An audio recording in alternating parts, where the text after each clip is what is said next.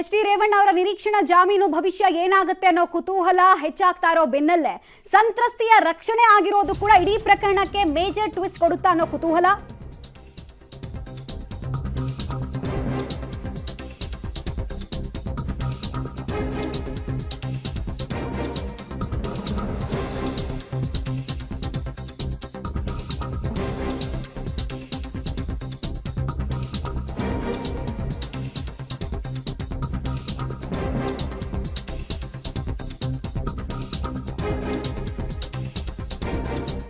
Kidnap ಆಗಿದ್ದ ಸಂತ್ರಸ್ತೆಯನ್ನು ರಕ್ಷಣೆ ಮಾಡಲಾಗಿದೆ. ಅಜ್ಞಾತ ಸ್ಥಳದಲ್ಲಿ ಸಂತ್ರಸ್ತೆಯ ಹೇಳಿಕೆಯನ್ನು ಅಧಿಕಾರಿಗಳು ಪಡ್ಕೊಳ್ತಾರೆ.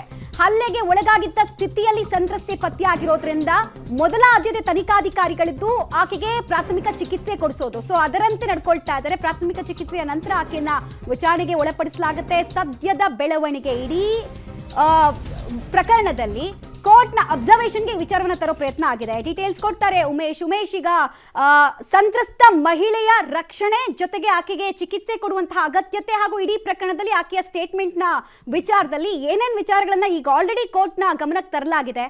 ಕೋರ್ಟ್ ಇದನ್ನೆಲ್ಲ ಹೇಗೆ ಅಬ್ಸರ್ವ್ ಮಾಡ್ತಾ ಇದೆ? ಇದೇ ಕಾರಣಕ್ಕೆ ಆದೇಶ ಕೊಡೋದು ಡಿಲೇ ಆಗ್ತಾ ಇದೆಯಾ ಹೇಗೆ? ಮಮತಾ, ಸದ್ಯಕ್ಕಿರುವ ಮಾಹಿತಿ ಪ್ರಕಾರ ಸಂತ್ರಸ್ತೆಯನ್ನು ಅಜ್ಞಾತ ಸ್ಥಳದಲ್ಲಿ ಇರಿಸಿ ಆಕೆಯ ಹೇಳಿಕೆಯನ್ನು ಪಡ್ಕೊಳ್ಳುವಂಥ ಕೆಲಸನ SIT ಅಧಿಕಾರಿಗಳು ಮಾಡ್ತಾ ಇದ್ದಾರೆ. ಯಾವಾಗ ಸಂತ್ರಸ್ತೆ ಪತ್ತೆ ಆಗ್ತಾಳೆ, ಪತ್ತೆ ಆದ ನಂತರದಲ್ಲಿ ಆಕೆಗೆ ಪ್ರಾಥಮಿಕವಾಗಿ ಚಿಕಿತ್ಸೆ ಕೊಡಿಸ್ಬೇಕಾಗುತ್ತೆ. ಆ ಚಿಕಿತ್ಸೆಯನ್ನು ಕೊಡಿಸಿದಂಥ ಅಧಿಕಾರಿಗಳು ಆಕೆಯನ್ನು ಆರೈಕೆ ಮಾಡಿದ ನಂತರದಲ್ಲಿ ಅಜ್ಞಾತ ಸ್ಥಳದಲ್ಲಿ ಇರಿಸಿ ಈಗ ಈ ಪ್ರಕರಣ ಸಂಬಂಧಪಟ್ಟಾಗಿ ಒಂದಷ್ಟು ಮಾಹಿತಿಗಳನ್ನು ಪಡ್ಕೋತಾ ಇದ್ದಾರೆ ಅನ್ನೋದ್ರ ಬಗ್ಗೆ ಈಗ ಮಾಹಿತಿ ಸಿಕ್ಕಿರುವಂಥದ್ದು. ಸಂತ್ರಸ್ತೆ ಬಳಿ ಹೇಳಿಕೆ ಪಡ್ಕೊಂಡ ನಂತರದಲ್ಲಿ ಕೋರ್ಟ್ ಗಮನಕ್ಕೆ ತರಬೇಕಾಗುತ್ತೆ. ಯಾಕೆಂದರೆ ಕೋರ್ಟಲ್ಲಿ ಕಳೆದ 2 ಗಂಟೆಗಳಿಂದಲೂ ಕೂಡ ನಿರೀಕ್ಷಣಾ ಜಾಮೀನು ಅರ್ಜಿಯ ಆದೇಶವನ್ನು ಕಾಯ್ದಿರಿಸಲಾಗಿದೆ.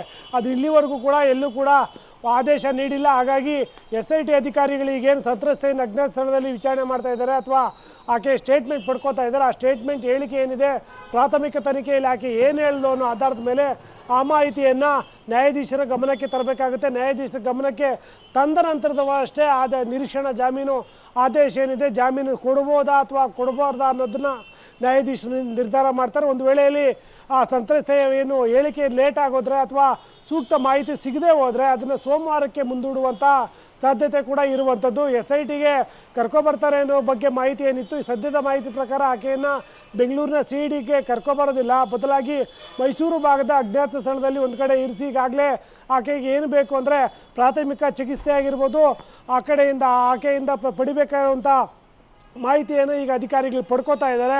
ಆಕೆ ಏನು ಹೇಳ್ತಾಳೆ ಅನ್ನೋದು ಆಧಾರದ ಮೇಲೆ ಎಚ್ ಡಿ ರೇವಣ್ಣ ಅವರ ಜಾಮೀನು ಭವಿಷ್ಯ ಇರುವಂಥದ್ದು. ಒಂದು ವೇಳೆಯಲ್ಲಿ ಏನಾದರೂ ವ್ಯತಿರಿಕ್ತವಾಗಿ ಅಂದರೆ ಏನು ಬೇರೆ ವ್ಯತಿರಿಕ್ತವಾಗಿ ಹೇಳಿಕೆಗಳು ಕೊಟ್ಟರೆ ಅದಕ್ಕೆ ಸಂಬಂಧಪಟ್ಟ ಹಾಗೆ ಸೆಕ್ಷನ್ಗಳಡಿ ಕೇಸ್ ದಾಖಲು ಮಾಡಬೇಕಾಗುತ್ತೆ. ಹಾಗಾಗಿ ಆ ಕೇಸನ್ನು ಕೂಡ ಹೆಚ್ಚುವರಿಯಾಗಿ ಸೇರಿಸ್ತಾರೆ. ಅದನ್ನು ಕೂಡ ಎಲ್ಲವನ್ನೂ ಕೂಡ ಕೋರ್ಟ್ ಗಮನಕ್ಕೆ ತರಬೇಕಾಗಿರೋ ಕಾರಣಕ್ಕಾಗಿ ಕಳೆದ 2-3 ಗಂಟೆಗಳಿಂದಲೂ ಕೂಡ ಆದೇಶವನ್ನು ಹಂಗೆ ಕಾಯ್ದಿರಿಸಲಾಗಿರುವಂಥದ್ದು.